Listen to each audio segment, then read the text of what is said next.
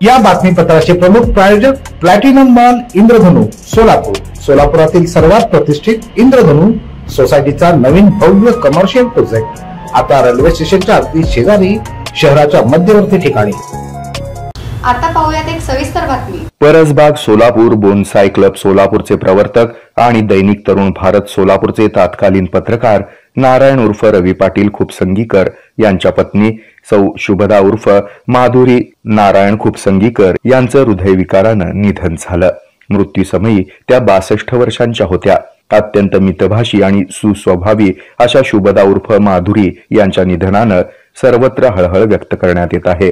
त्यांच्या पश्चात एक मुलगा, सून, एक मुलगी, जावई आणि 3 नातवंड असा परिवार आहे। हे आहे मेट्रोकास्ट केबल नेटवर्क आणि आपण पाहत आहात द न्यूज प्लस बरच काही।